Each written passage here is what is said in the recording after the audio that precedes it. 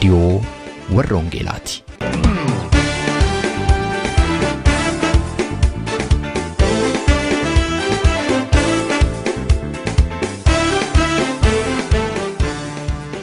रेडियोon वर्रोंगेला tokkummaa waldooti Oromoo warroongeelaa Awurooppaatiin qophaa'e torbanitti si'a tokko guyyaa sanbadduraa dhaggeeffattoota biyyootii gaanfa Afrikaaf naannoo isaatiif akka lakkoofsa sa'aatii Itoophiyaatti galgala sa'aatii 12 hamma sa'aatii 12:00tti dambalii gabaabaa kiilooheerzii 15,515 yookaanis meetir baandii 19 irratti dhaggeeffattoota kibbaaf giddugaleessa Awurooppaatiif immoo akka lakkoofsa sa'aatii giddugaleessa Awurooppaatti galgala sa'aatii 21 hamma sa'aatii 21:00tti dambalii giddugaleessaa kiilooheerzii 1,355 irratti kan isin qaqqabu tamsaasa wangeelaati. Kun reediyoo warroongeelaati.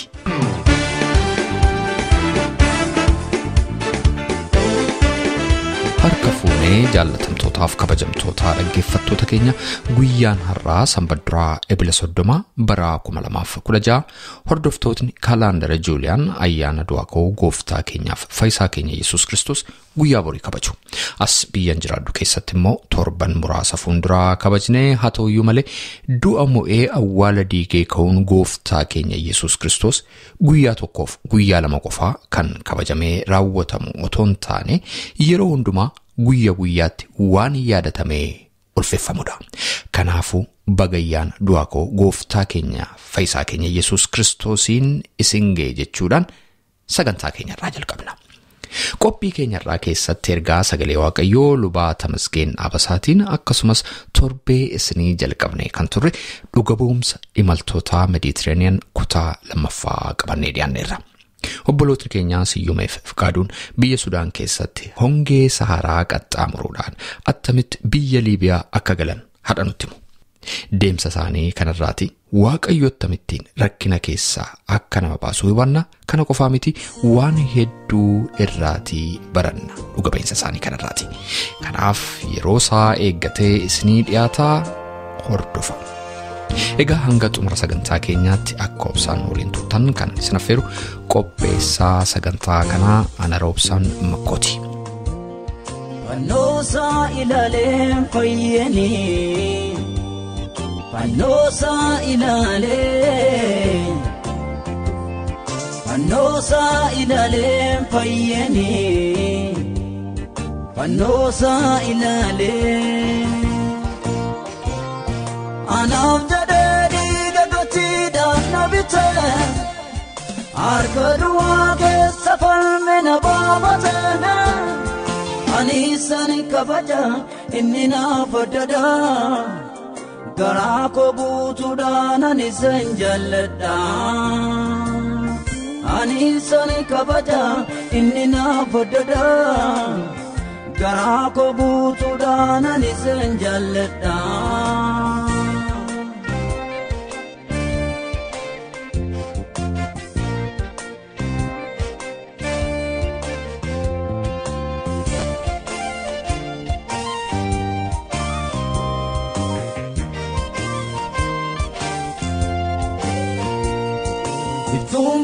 Telitu otoo agarsiini ofna yaadachiisa karaa oolmaa isaanii wal biirani qabamu kan biiraa wajjini cabsee karaa baasaa otoo neegamini fannoosa ilaaleen fayyanii fannoosa ilaaleen Fannoosa ilaaleen fayyanii Fannoosa ilaaleen Anaaf jedhee dhiiga gotiidhaan na bite harka duwwaa keessa falme na baafate ani sani kabaja inni naaf addada. Waaqayyootti kan jaallatamtan obboloota koo nagaan Waaqayyo abbaa hunduma keessaniif bakka isin jiraatanitti isiniif haa ta'u. torban lamaan darban kana keessa walii wajjin kan ilaalle wangeela Maatewos boqonnaa 17 lakkoofsa 5 irraa kan jiruun kaafne achi keessatti gooftaan wanta inni dubbate ilma koo isan jaalladhuudha gammachuun koos isaan raawwatamaa isa dhagaa kan jedhu walii wajjin ilaallee turre. Yeroo darbee torban darbe keessa immoo gammachuun koo isaan raawwatama kan jedhu ilaalle gammachuun Waaqayyoo ilmaan namaa badii oolchuudha wanta ta'eefi ilmaan namootaa baay'isuudhaaf kan inni ittiin erge ilma isaa Yesuus Kiristoosiin akka inni ta'e isaan raawwatamaatii isa dhagaa jedhee dubbate. Lammataa dhagaa kan jedhu argine dhaga'uu keessa maaltu jira? Namni wanta baay'ee dhagaa wanti dhageenyu gooftaa duwwaa ta'uu akka irra jiraatu kutaa sana keessatti walii wajjin ilaallee turre. Yoo isa dhagaan hin jiraatu, yoo isa dhagaan fayyaa argatu, yoo isa dhagaan ulfina argatu, yoo isa dhagaan isatti jiraachuun akka danda'amu ilaala. Har'as waa'ee dhaga'uu kana dubbadheetan dhuma irratti warri dhaga'uu dhabu immoo maal ta'uu kan jedhu gabaabseen dubbachuu barbaada. Sagalee kana keessatti akkuma walii wajjin ilaalle dhagaayi jedha. Ifni kee dhufeeraatii ulfinni Waaqayyoo siif baheeraatii ka'ii ibsii jedhee dhagayi jedha. Waaqayyoon dhagayi. Wanta isiin jedhu dhagayi. Yesuusiin dhagayi. Isa siif dhufe dhagayi jedha. Isa dhaga'uun namarra akka jiraatu yeroo darbee dubbanneerraa ammas immoo irra deebitee si yaadachiisuun barbaada. Ati fuulli kee akka ifutti onneen keessa immoo gammachuu akka inni qabaatutti qabeenya galaana keessa jirullee hundumtuu kan kee akka inni ta'u beektee badhaadhummaa saba lafarraa akka inni sii fidu beekiti Waaqayyoon dhagayi. Isa dhagayi. Isa sitti immoo dhagayi jedheeti dubbataa ture maqaan gooftaa kan eebbifame haa ta'u. Har'as immoo isuma dhagaa kan jedhuun itti fufee dubbadha. Isa dhagaa hin sodaatinaa jedha. Luqaas boqonnaa 1 lakkoofsa 13-14 warran ilaalle ergamaan Waaqayyoo Zakkaariyaasitti yeroo inni dubbatee hin sodaatin jedha. Waaqayyo kadhannaa kee dhagayeeraatii jedha. Hin sodaatin jedha. Isa dhagaa hin sodaatinaati. Yesuus achuma kutaa kana keessatti kutaa keenya keessatti wangeela Maatewos boqonnaa 17 lakkoofsa 6 yeroo ilaallu Yesuus gara isaaniitti dhiyaatee akka tokko jedhe harka isaan qabee jedha. Lammata immoo kaa jedheen inni sadaffaan immoo hin sodaatinaa isaaniin jedhe. Waa sadii dubbate kana keessatti tokkoffaa harka isaan qabe lafa isaan kufanii harka isaan qabe wanta isaan jiran keessa harka isaan qabe akka isaan mucucaanneef harka isaan qabe akka isaan duukaa deemaniif. Inni lammataa immoo kaa jedhe lafan dhaqu dhaqaa na wajjin jedhe mogolee godhadhaa jedhe jiraadhaa jedhe fayyaa qabaadhaa jedhe nagaa qabaadhaa na wajjin adeemaa jedhe maqaan gooftaa kana eebbifame. Inni sadaffaan immoo hin sodaatinaa jedhe. Abdii jiraan sodaatinaa jedhe. Waan isin eeguutu jiraatin sodaatinaa jedhe. Waan argattantu jiraatin sodaatinaa jedhe. Isinii wajjiniin hin jiraa jedhe. Amma du'a biyya lafaatti isinii wajjiniin jira. Kanaafuu hin sodaatinaa jedhe. Egaa sodaan kun ilmaan namaa laphee namaa baay'ee waada. Namni sodaatu yeroo baay'ee mirgan argatu. Namni sodaatu garuu lafa yaade bira gahuu hin danda'u. Hin sodaatin jedhe. Waaqayyo kadhannaa keessii dhagayeeraatii jedhee Zakkaariyaasitti iyyuu dubbate. Zakkaariyaas otoo afaan isaan hidhamin Zakkaariyaas duraan yaaddoo keessa kan ture dhabaan kan ture yaaddoo keessa kan ture. Waaqayyoon kadhataa akka inni ture sagaleen Waaqayyoon dubbata. Amma garuu kadhannaan kee dhaga'ame mirate abboon sodaatin jedheen. Hin dhaga'ama kadhannaan kee nama Waaqayyoo sagaleen kee hin dhaga'ama hin sodaatin. Wanti ati jettu hin dhaga'ama hin sodaatin. Waaqayyoo wajjiniin yoo haasofte sitti haasa'a hin sodaatin. Yoo isa kadhatteen argatta hin sodaatin kadhanni kee hin dhaga'ama akkasuma egaa. Egaan duumessicha keessaan kan hin dhufe har'as akkuma ilaallu duumessa ilaallu keessaan wanti nama gargaaru jiraachuu dhiisuu hin danda'a. Dukkana duumessa sana keessaan ifatu dhufe. Har'a naannoo yeroo ilaalan yookiis immoo naannoo isaanii yeroo ilaalan dukkana ture. Garuu dukkana sana keessaan ifatu ture. Ifi kun immoo sagalee fudhatee dhufe. Duumessa har'a ilaalaa jirru tarii ifa waan nuuf qabu hin fakkaatu. Duumessi naannoo keenya jiru waan ifa nuuf nutti hin fakkaatu. Duumessaa immoo nafu. Akkasumatti dukkanaas nafu. Garuu achi keessa ifatu jira. Achi keessaan ifa dabarsuu barbaada. Achi keessaan ergaa dabarsuu barbaada. Achi keessaan waan godhuu barbaada. Haa ta'uyyuu malee egaa akkana jedhe isa akka eegganyu akka dhageenyuti nutti hima isa dhagaasin jedha. Ifa keessantu ifaa jedha. Dukkana keessantu ifaati isa dhagaa. Atarra egaa sagalee kana kan dhagaa jirtu obboleessa koo obboleettii koo mee cal jedhiiti isa dhagahime fayyisuu isa inni siif godhu eegime oolchuu harka Waaqayyoo ilaalime darbannaa jalaa si baasaa eeggadhume baqannaa jalaa si baasaa mee eegime ibiddatti darbatamtullee ibidda keessaa si baasaa eegime kanaatiif isa dhagahime ergamaa isaa siif ergee si oolchaatii dhagahime iyya sagalee kee dhaggeeffataa mee dhagahime inni akkati dhageessu barbaada inni gara isaa akkati ilaaltu barbaada. Waaqayyo kanaaf karaa fayyinaa isa nuuf erge. Kanaatiif deebiin kee immoo galata ta'a. Galata dhuunfaadhaan baattee fuula isaa dura dhaabatta. Kanaaf Zakkaariyaas iyyuu kana jedhe. Zakkaariyaas raajichi iyyuu kana jedhe. Luqaas boqonnaa 1 lakkoofsa 71 irra ilaalle Waaqayyo yeroo inni nama oolchu argina. Waaqayyo harka diinaa yeroo inni nama oolchu argina. Yeroo isa dhageenyu, yeroo gara isaa laallu, yeroo fuulli keenya gara isaa laallu, yeroo fuulli kee gara isaa laallu akkana jedha. Harka diinota keenyaa akka inni nu oolchu, qabaa warra nu jibbanii hundumaa keessa akka inni nu baasu, abboota keenyaaf araara akka inni godhuufi, kakuu isaa isa qulqullaa akka inni nu yaadatu jedha. Waaqayyo kun akkana godhe jedha.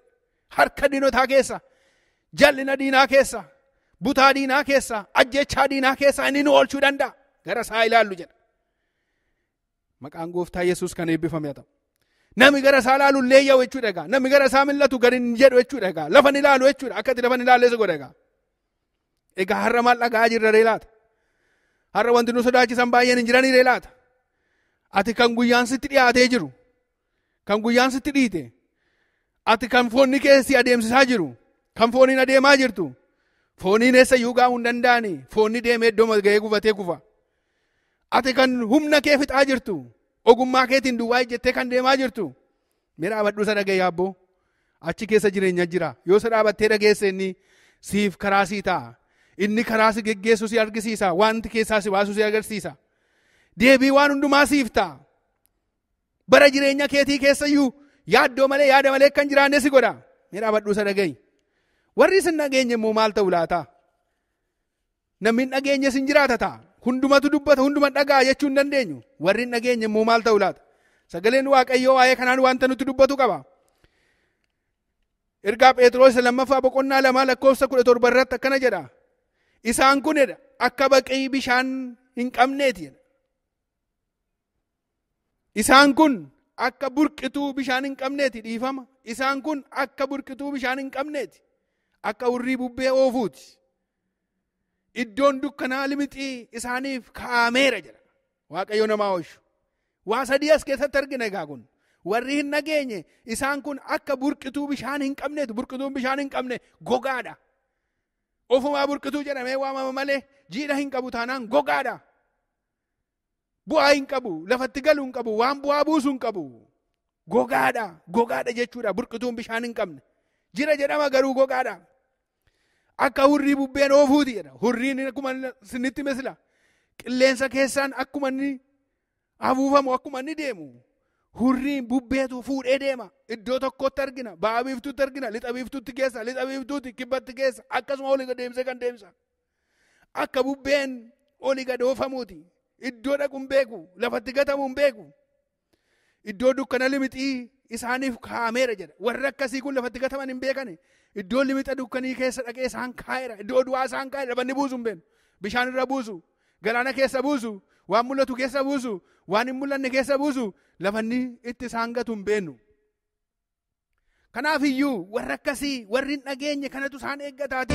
Isin kana jalaa ba'uudhaaf dhagaa jedha sagaleen Waaqayyoo maqaan Waaqayyoo kana eebbifame haa ta'u. Yoo dhageenye hin jiraanne namni isa dhaga'u hin jiraata maqaan gooftaa kana eebbifame haa ta'u. Kutaan gosataan yeroo aanu irratti raawwadha. Kanaaf kanuma irratti dhaabna maqaan gooftaa Yesuus kana eebbifame haa ta'u Waaqayyoo kana eebbifame. Beekribuun koo walii galu Waaqayyoon waaqessuu wal ilaalu lubbuun koo kanuma banisi jetti kan eenyuyyuu miti kan saati.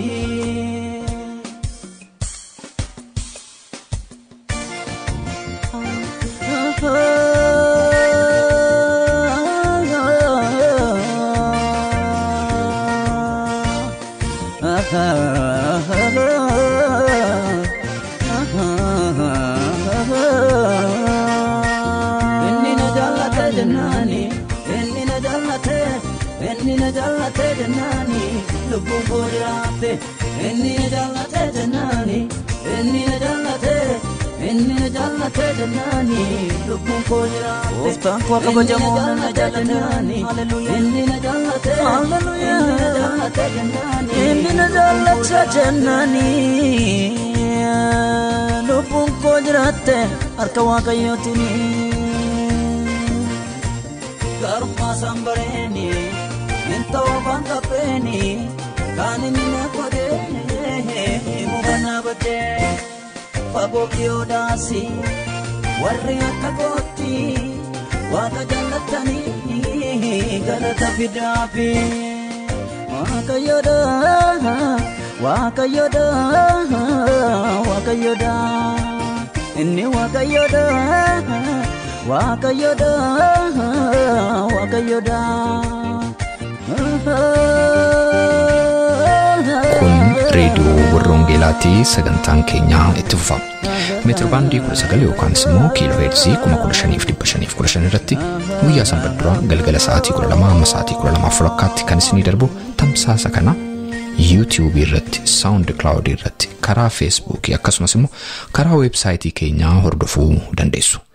Websaayitiin keenya maqaansaa www.uoece.org jedhama.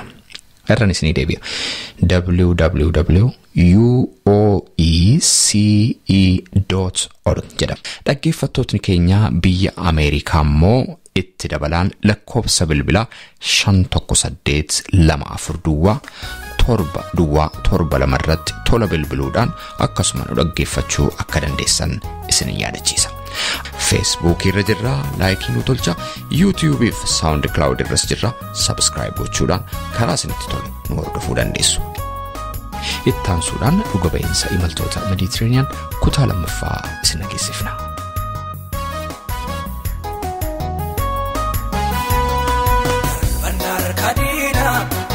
Fatia kamale jabina kolmiti Yesus inanone ergatina aftate da ofgachana ko siratan ofgate ishera waeko darbanar kadina ko fatia kamale jabina kolmiti Yesus inanone ergatina aftate da ofgachana ko siratan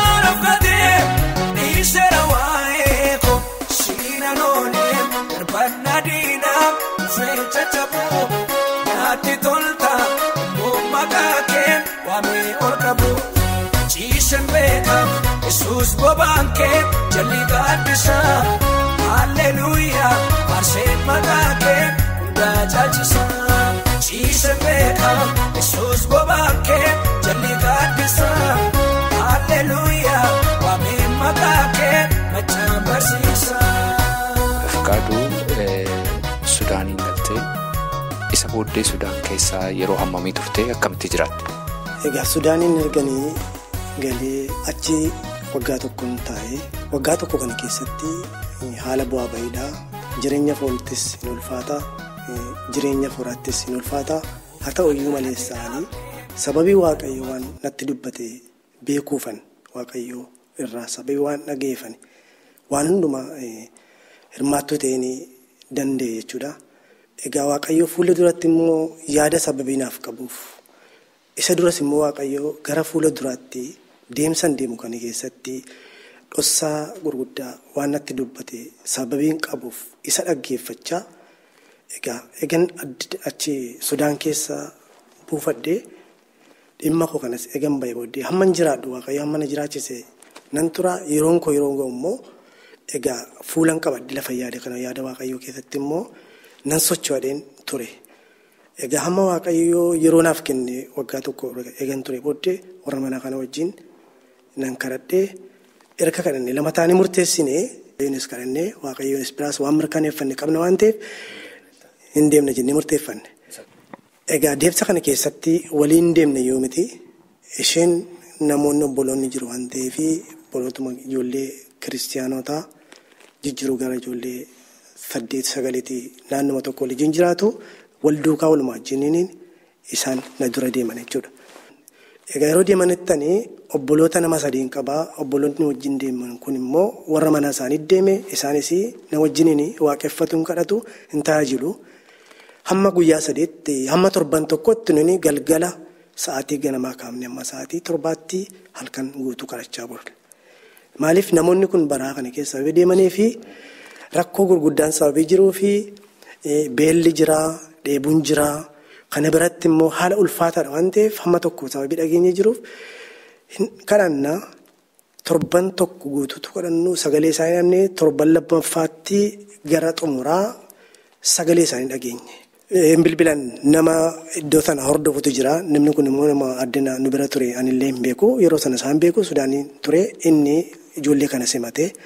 Egaa lafa inni simate haala barahaadha naannoo Liibiyaa hin geenye isaanii gara barahaadha Baangaazii mayyuutu hin geenye naannoo itti dhiyaataniiti kiiloomeetirii gabaabduudha waansa sabiinsaa magaalaatti hin dhiyaatan yoo dhiyaate naannoo sa'aatii 2-3 ta'a tun dhiyaatiin kan isaan lafa isaaniitti simataman kuni achi ga'an erga achi ga'anii garuu xinnoo ishee rakkataniiru rakkinni isaan rakkataniis immoo xinnoo sababii namoonni baay'een iddoo sana jiraniif gara magaalaatti ce'uuf bu'aa bayii guddaatu jira sababiin isaa baay'ina namootarraan kan ka'e kaffaltiin jira horii kanas kaffalanii sababii deemanii fi haala horiis immoo hamma namni kuni horii isaa sassaabatuttis immoo ijoollee kana dabarsuu hin danda'u waan ta'eef xinnoo ishee inni kun immoo rakkina uumameera rakkina kana keessatti hin ta'aniima achi turanii guyyaa 2-3 tokko achi turanii egaa xinnoo ishee kan hin sodaanne rakkoon iddoo sana ammoo rakkoo ulfaataadha waan ta'eef deemuu hin danda'anii yoo haalli horii sun nama kanaaf dafee galee inni immoo ijoollee kana dabarsuu danda'a waan ta'eef xinnootti isaan gidduutti rakkinni uumameera rakkina ijoollee kana warra geggeessan gidduutti. Hamma sanatti nuni egaa baay'ee dhiphannee waaqayyoon hin kadhanne waaqayyoo gaafa kadhannu waaqayyoon gaafa baay'ee boonyee kadhannu waaqayyoo guyyaa lamatti furmaata nuuf kenne ijoolleen akka tasaa baay'ina sana keessaa gara ijoollee 3-4 ijoollee warra nu kadhannuuf ba'anii egaa ba'anii booddee warra kaanis galan namoota. Isa booddee ati ofii keetiif yeroo sana baate Sudaan keessa? Yeroo sana hin baane gaanii ani isa booda gara ji'a tokko foyin taa'e. Egaa sanachi gaanii ani ji'a tokko taa'een ji'a lammaffaa kottan qophaa'ee anis nan ka'e. Yeroon ka'etti egaa ijoollee obboloota kiristaanota akka kooti gara nama 5 dhuni warri kaan immoo namoonni biyya lafaa jijjiiru. Egaa waluma wajjin kaanee waaqayyoon kadhannee makaanee waaqayyoo hinuma nu gargaara jennee waaqayyoon of fuuldura buufnee kaane. Egaa karaa kana amma deemnetti rakkinni tureera rakkina sana keessattis waaqayyoo hinuma nu gargaaree achi keessatti garuu makiinaan inni ittiin deemnu kuni baraa kana keessatti gommaan hin dho'ee gommaan yeroo dho'utti namoonni kuni raashina lafatti fixan jira bishaan hin dhumee guyyaa gara guyyaa 2 bakki lafa onaa kana keessa dhaabanna maaliif gararraansaa tulluun kuni awwaara duwwaadha. Mukin jiru qilleensi hin jiru waaqaaf lafa duwwaa laallachuudha lafa kana achi aduun asii gannu guba waan jala teenye qabbaneeffannu sin qabnu bishaan dheebuun jira isheeyyuu bishaan aylaandii ishee qabnu walii keenyatti akka gororiin hin jineef walitti qabna kan namoonni ijoolleen nu gidduu gaggaban jiru kanuma gaa nu irra caalaa waaqayyootu nu keessa garee hafuuruma isaatiin nu jabeesse malee ijoollee baay'ee nu harkatti laafanii akka kanatti warri kaan hin ciisu ulfaataadha kana jedhamee dubbatame immoo kana keessa waaqayyo nu gargaaree nuni achi gallee jechuudha Liibiyaa galle Baangaazii galle jechuudha.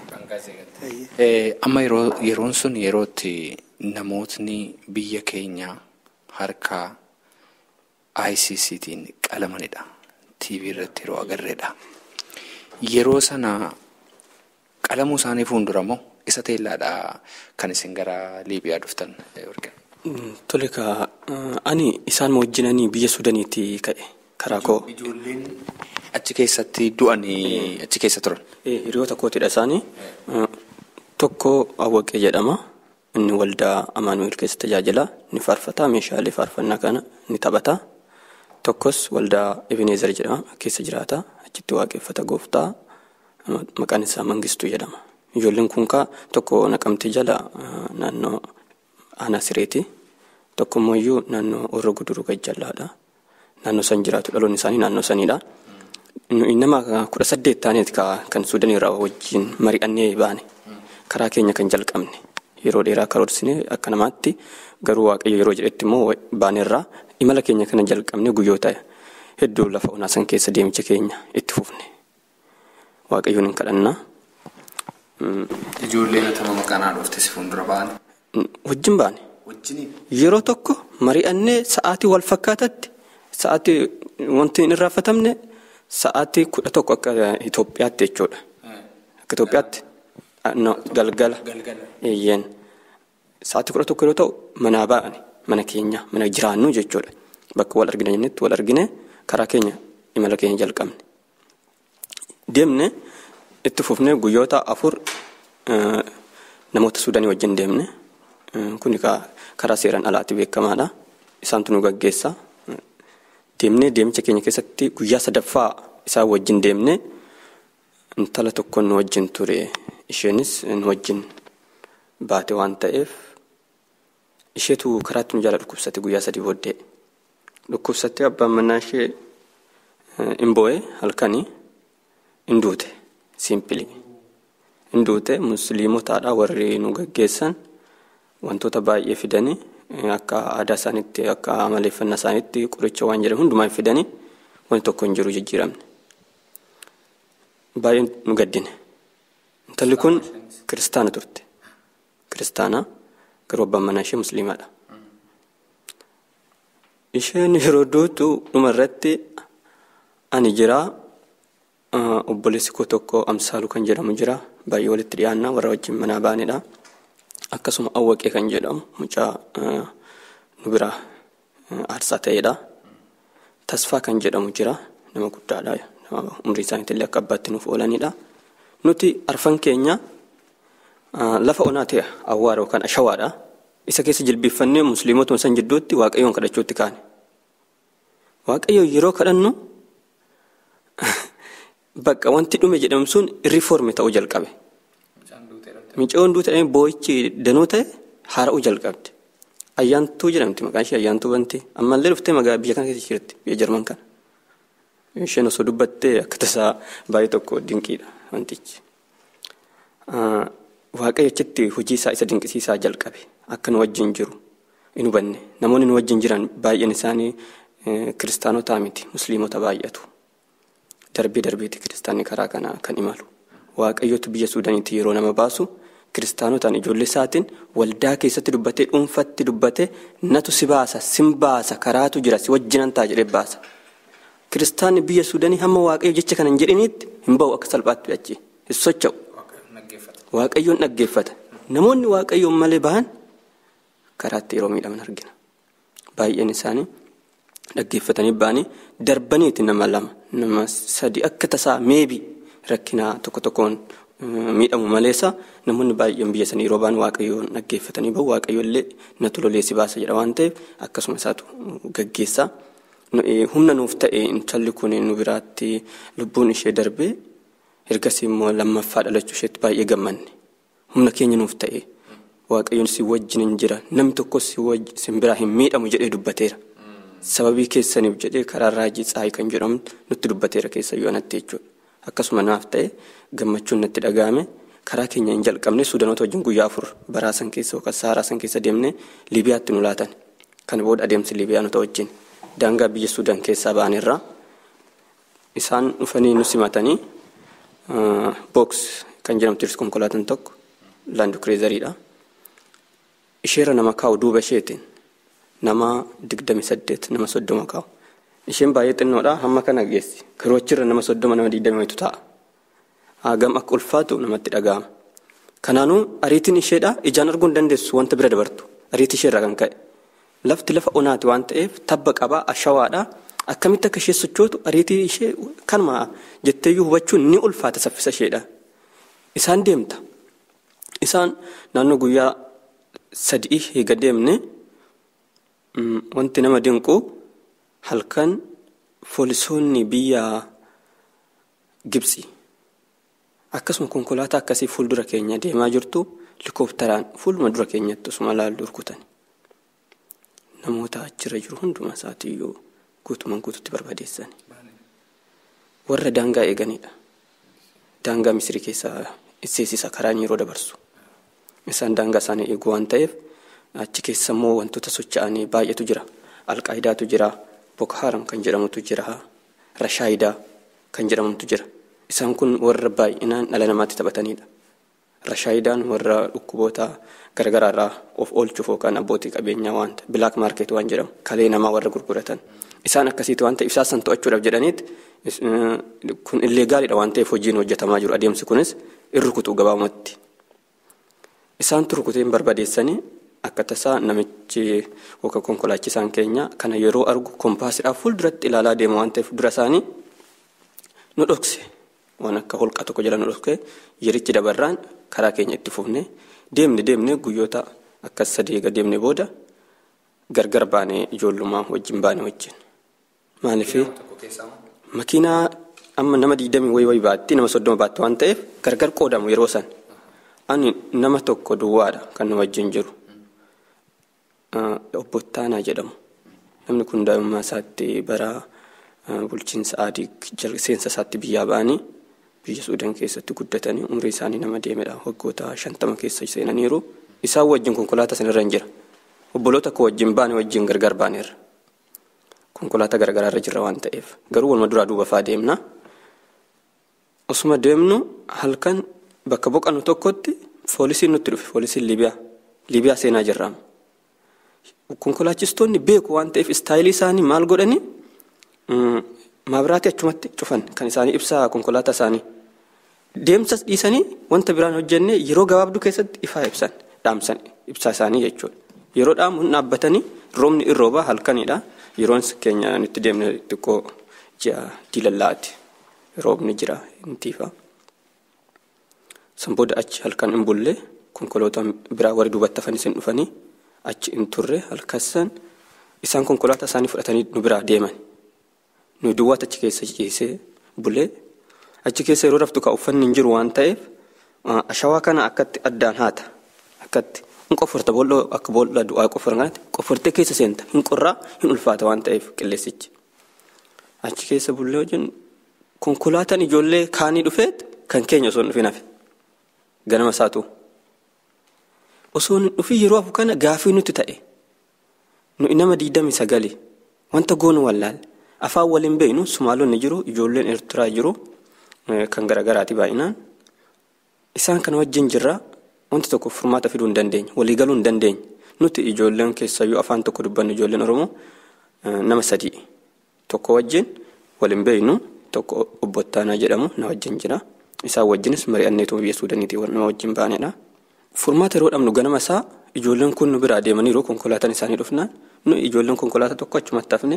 miilaan deemnaa osoo hin dadhabin gara halkan poolisii argine sanitti sochoonaa beenaa yaada jiru wal jijjiirre nu keessa immoo nama loltuu Eertiraa ture tokko jira nama cimaadha isatu bakka hin deemnaa akkatti rakkachuu keenyarra hamma dandeenyu hin deemnaa sitti dhumuurra nuun jedhe tole jennee kan yaada osoo jiru konkolaatichi akka tasaa nuuf dhufe konkolaataan keenya nu fudhatee karaa hin jalqabe ni deemne yeroo deemnu kana maal argina karaatti lafa awwaalaa namoonni du'anii akkamatti biyyeetti deebisan kan argita yookaan miila isaanii argita lafeen isaanii mul'ata yookaan mataa isaaniitu mul'ata bakka mallattoon tokko jira gabaabumatti bakka itti awwaalan qabu isaan bakkuma dhufanitti biras hin darbani asitti du'e asumatti dhiisanis hin darbani waan ta'e tokko godhu fuudhanii bakka namatti awwaalan jiru karumarraayyuu bakka lafa nama walitti siskanii awwaalan jiru darbee kana argaa deemna laalaa yeroo deemtu keessa keetti baay'ee dhaga'ama namummaan jechuudha waaqayyo isa kana akkan ilaaluuf jaalatee karaa san na fide tokkoffaa irratti waan karaa san dhufe hiika qaba jireenya koo keessatti hiika qaba har'as boris hiika qaba inni sun immoo ifaan ifatti inni mul'ata yeroon kana caala dubbatamu guyyaan isaan dhufa maaliif waaqayyo hojii isaa hojjeta waan ta'eef haala saniin ka biyya Liibiyaa keessa nasseene yoo seenu magaazana galle magaazana yeroo galu obboloonni koo ganama gargar baane magaazana jechuun lafa itti namoonni akkanaa kun dhufa walitti qabamanidha magaazana mana guddaadha in to'atama achi keessa namoonni hojjetan nama reebutti beekamu namoota baay'ee ciccimoo ta'uu qabu iji jabeeyyiis ta'uu qabu garaan isaanii baay'ee jabaatu ta'uu qabu nama reebu girgiddaa kan akkatti qabattee reebamta achi garagartee dhaabatta galgala osoo rafin reebamna anillee halkan 3 achi keessa bulee halkan 3 keessa halkan tokko reebameera hundumti keenyaan reebamna kun maaliif sirrii sababa kan ta'e tokko cadhisaa jechuudha dhiwwacu ijoolleen yoo wacamu immoo sagaleen hin dhaga'ama waan ta'eef sirni bulchiinsa biyya Liibiyaa rakkina qaba namoonni dhaga'aniit dhufanii isaan kontiroolii to'achuu danda'u. Akka mootummaa miti lafa sinnattan kun. Akka mootummaatti illee gaaliidha. Seeraan alaadha. Adeemsa seeraan alaati. booda irratti achi waaqayyoo akkam ba'uuf natti mana san keessa hin ba'uun jedhee waaqayyo. Maalumatu buqqisaan akkamuu qabiisaan qarqaraan laliisaan caamsaa yoo dheeraates kookiin rukutuun gaaddisa kee jaalaa homtuu nana butatu. Goofta kanatti dhaabdee maalumatu buqqisaan akkamuu qabiisaan qarqaraan laliisaan caamsaa yoo dheeraates kookiin rukutuun gaaddisa kee jaalaa homtuu nana butatu. Siina noolee darbana diinaa dhufee caccabuu naatti tolta uummataa kee waamee ol qabu. Ciisee beekamu Yesuus bobaan kee jalli gaaddisaa. Haalleluuyaa faarseen maqaa kee hundaa caalchisaa. Ciisee beekamu Yesuus bobaan kee jalli gaaddisaa. Haalleluuyaa waamee maqaa kee machaan barsiisaa. Dhaggeeffattoota keenya dhuga ba'iinsi imaltoota Mediterranean torbee itti fufa.